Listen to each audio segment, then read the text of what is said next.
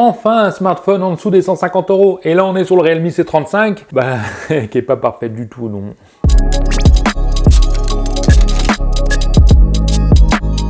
Bon ok, je vais être un petit peu dur avec ce smartphone, ça reste de l'entrée de gamme, hein. Surtout que je suis sur le modèle entrée de chez entrée de gamme, hein. À moins de 150, il est à 149 je crois sur Amazon en ce moment, je t'aurais mis le lien en description, et là c'est la version 4 Go de RAM et 64 Go de stockage, hein. C'est le plus petit. Faut savoir que tu peux avoir aussi 128 Go de stockage, mais parlons tout de suite de l'aspect, de l'esthétique, franchement, Realme, j'en peux plus d'avoir toujours la même tronche.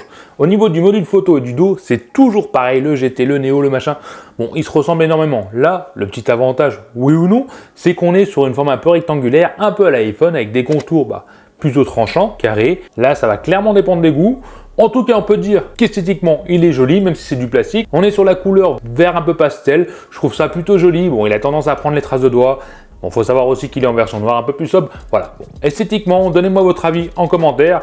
Moi, je le trouve joli. Après, bon, c'est un Realme qui ressemble à tous les autres Realme. Malgré tout, il pèse pour un entrée de gamme seulement 189 grammes pour un smartphone de 8,1 mm d'épaisseur. C'est très bien, faut l'admettre pour ce tarif-là. Et l'avantage de ce poids, hein, par rapport à la taille, c'est qu'on est sur un smartphone agréable à utiliser. Bien sûr, il faudra l'utiliser à deux mains. À une main, ça sera un peu limite vu la taille de l'écran, mais voilà, il reste agréable. Si on aime les rebords un peu tranchants, ça reste un smartphone confortable à utiliser. Il faut savoir que le bouton power sur le côté sert aussi d'empreinte digitale. Bon, il est réactif, ça fonctionne plutôt bien, même très bien, faut pas se plaindre. Pareil pour la reconnaissance faciale, c'est du tout bon, ça fonctionne très bien. En basse luminosité, c'est moins bien, mais on est sur l'entrée de gamme, donc on va pas trop être exigeant. Et ce qui explique en fait que ce smartphone est un peu grand, c'est l'écran, parce qu'on est quand même sur un écran de 6,6 pouces en FHD+. Ça reste du LCD, on n'a pas de l'AMOLED malheureusement, hein. Malgré qu'il soit juste LCD, faut pas s'en plaindre, il a des très bonnes couleurs, moi j'aime beaucoup la colorimétrie, sachant que c'est réglable dans les options. Et le rendu global, hein, même l'angle de vision, je le trouve bon sur cet écran. J'étais plutôt surpris, dans le bon sens, agréablement surpris. Même au niveau de la luminosité maximum, il peut monter jusqu'à 600 nits. Franchement, 600 nits à ce tarif-là, c'est largement suffisant. Ça reste lisible en extérieur. Après en plein soleil, voilà, c'est pas miraculeux non plus. Mais voilà, il y a quand même des trucs qui vont venir gêner et on va parler de la ROM intérieure. On est sur Android 11 déjà. Android 11, ouais, c'est chaud. Franchement, un Android 12, ça serait pas mal. Surtout qu'on est sur Realme UI, mais la version Air Edition, vraiment très basique. Hein. Le truc très simple, c'est-à-dire que tu vas pas avoir beaucoup de personnalisation, comme tu peux avoir sur le Realme GT Neo 3 que j'ai testé ici. Tu auras le standard, tu peux changer de fond d'écran. Voilà, tu changeras pas les icônes, tu n'auras pas d'Always On Display, etc. Ni d'animation, bon... Non, c'est vraiment le basique. Faut savoir aussi qu'il y aura quelques applications, quelques petits jeux installés, préinstallés, je crois qu'il y en a 2 ou 3. Bon, rien de bien méchant, ça s'efface rapidement, mais voilà, j'ai préféré le dire. Mais il y a un petit truc sympathique quand même, c'est le processeur. Alors sympathique, oui ou non, hein, ça va dépendre de vous. On est sur le processeur Unisoc T616. Et donc c'est un processeur qui ne propose pas de 5G.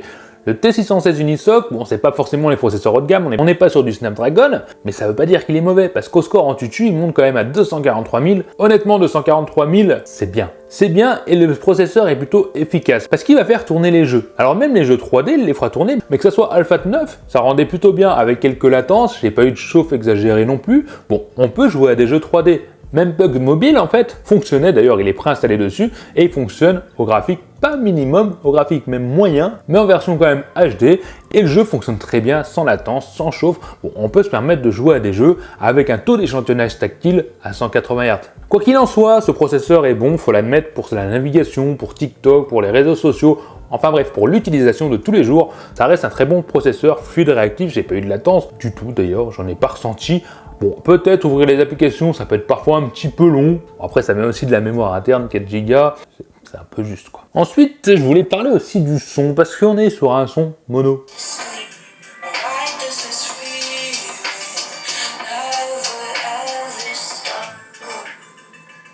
Ok, son mono, qui a quand même de la puissance, mais qui reste de la qualité vraiment entrée de gamme. Hein. C'est pas ouf, écouter de la musique avec, faut vraiment pas avoir le choix. Mais voilà, ça fait son travail. Allez, maintenant passons au truc de dingue. J'y vais un peu fort quand même. Bon, on est sur une batterie de 5000 mAh. 5000 mAh, c'est une grosse batterie. Ça annonce une très bonne autonomie. Par contre, on a un chargeur fourni de 18 watts. Ok, on est sur de l'entrée de gamme. Mais pour le charger complètement, il faudra un petit peu plus de 2 heures. On sera sur du 2h15. Bon, c'est pas ouf, mais il se rattrape quand même, c'est sur l'autonomie, parce que vu qu'on a un petit processeur, un écran LCD, donc pas d'Always On Display, et ben l'autonomie, on va tenir largement 2 jours.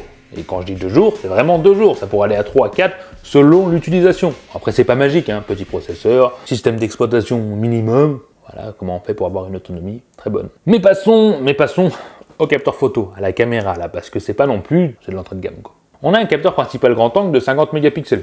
On a un macro de 2 mégapixels, bon, je pense que vous avez déjà deviné le résultat, et on a un capteur monochrome, donc de 2 mégapixels. Alors pour la photo, ça va vraiment dépendre des coups, il faut savoir qu'on n'a pas de stabilisation optique, donc des photos en mouvement, faut pas rêver, ça sera flou, ça sera pas terrible. Quand on prend le temps de prendre une photo, de pas trop bouger, on va dire que les détails sont corrects, ça reste des photos convenables, par contre il va mal gérer les hautes lumières, la haute exposition, le soleil derrière, etc. Bon, il aura du mal, on reste sur de l'entrée de gamme. Et au niveau des couleurs, je suis pas forcément fan, je trouve les couleurs un petit peu délavées, mais voilà, si on prend le temps de faire une bonne photo, le smartphone fera son travail, la photo sera correcte, ce sera exploitable, parfois même belle. Pour le mode macro, bon, on le savait, c'est pas ouf, et pour moi, faut l'oublier, il sert à rien. Ensuite, au mode nuit, c'est pas fait pour, voilà le résultat. J'ai préféré arrêter là tout de suite. La caméra selfie, elle fait 8 mégapixels. Mais franchement, c'est pas dingue. Non, alors les couleurs, bon, ça passe. Par contre, c'est un peu trop contrasté. Et vu que les détails sont pas ouf et mal rendus, moi je le trouve pas fameux. Alors oui, en extérieur, ça ira. Mais c'est pas dingue. C'est pas le smartphone que je conseillerais le plus pour ça. Après, ça arrive, je sais pas trop lequel vous conseillez non plus. Et dernier point, ça va être la vidéo qui... Donc là, on est en 1080p 30 images par seconde. Je vais essayer de courir un petit peu pour voir. Il n'y a pas de stabilisation de toute façon. Hop, le soleil est là-haut. On retourne par là. Ça gère plutôt bien. Un petit autofocus sur le sable. Franchement, je vois rien sur l'écran. Voici en 720p 30 images par seconde. Bon, on est sur de l'entrée de gamme. C'est pas fabuleux. 8 mégapixels. Contre-jour. En tout cas, ça a l'air de gérer. Je vois pas grand-chose avec les lunettes. Franchement, pour du 1080p 30 images par seconde maximum, sans stabilisation, voilà, ça donne le tournis quoi, c'est vraiment limite. Hein. Ouais, voilà, je suis pas séduit. J'aimerais avoir votre avis dans cette conclusion, savoir si j'ai été trop dur avec ce smartphone. Lâchez-vous en commentaire, dites-le moi, trop dur oui ou non. Mais moi personnellement, je suis entre les deux. Alors ce smartphone va plutôt être pour les personnes qui veulent un smartphone standard, pour les réseaux sociaux, prendre 2-3 photos de temps en temps des petits enfants ou je sais pas de quelle photo vous voulez prendre. Mais voilà, on n'est pas sur un smartphone vraiment développé pour la photo, qui soit vraiment performante partout. Il dépannera, ça sera pour un ado, une personne qui n'utilise pas trop les smartphones. Et voilà, si vous êtes une personne exigeante qui vous fait un smartphone qui carbure, qui soit à peu près bon de partout, bah va falloir mettre un peu plus cher ou alors partir sur un smartphone d'ancienne génération plus haut de gamme qui coûte maintenant peut-être dans ces tarifs-là. On aura, j'ai pas de nom comme ça. C'est difficile, c'est un bon smartphone, mais c'est vrai qu'il correspond pas à tout le monde. C'est vraiment le truc entrée de gamme. Je suis pas forcément fan, mais je le trouve bien. Ah bah. Lâchez-vous en commentaire, dites-le moi. Vous l'aimez pas pour ce tarif-là? Est-ce que ça vaut le coup? À moins de 150 €, allez-y, lâchez-vous. Et puis j'en ai fini pour aujourd'hui. J'espère que ça vous a plu, aimé, partagé. Et je vous dis à la prochaine vidéo. Allez, bye. Allez, à vous, t'as aimé la vidéo. Lâche-moi un petit commentaire en dessous pour me dire ce que t'en penses. Abonne-toi, sinon tu seras marabouté par les yeux de tout qui Chien toute ta vie.